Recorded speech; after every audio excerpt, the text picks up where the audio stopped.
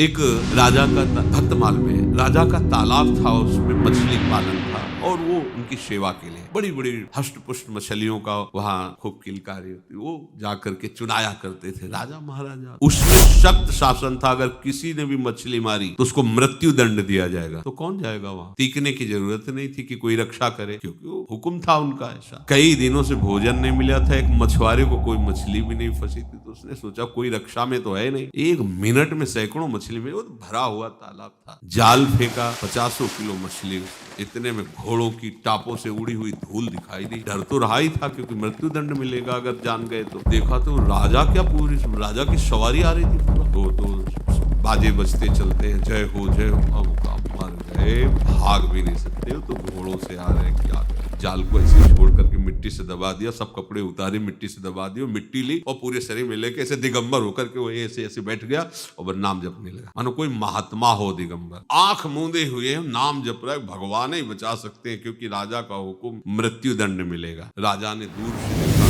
कोई अवधूत महात्मा दिगंबर बैठ, सबको रोक दिया। घोड़ों की टाप भी वहां आवाज नहीं पहुंचनी चाहिए, उनके भजन हमारा हो भाग्य। ऐसे महात्मा सरोवर के तट पर ध्यानस्थ है, कुछ हीरा जवाहरात मणि आदि ली, पादुका उतारी, धीरे धीरे जाकर के उनके सामने रखा, प्रणाम किया, चला पूरा एकाग्र है, नाम उच्चारण कर रहा है। कान में जब घोड़ों की टाप की आवाज से ऐसा महसूस हुआ कि सब चले गए, आंख खोल के देखा, हीरे जवाहरात ऐसे सामने रख, उसको लगा अरे जिसके लिए नकली बने तो राजा प्रणाम करके अरे सब रख गया, असली में क्या होता होगा? अगर असली में भगवान का भक्त बन जाए तो क्या होता होगा? नकली में तो ये हुआ, नाटक करने पर तो ये हुआ कि राजा मृत्यु दंड मिलना चाहिए, वहां राजा प्रणाम करके भेंट रख के गया है। अगर ये वेश असली हो जाए, उद्देश्य असली हो जाए, उसी दिन घर ले गया, भगवान का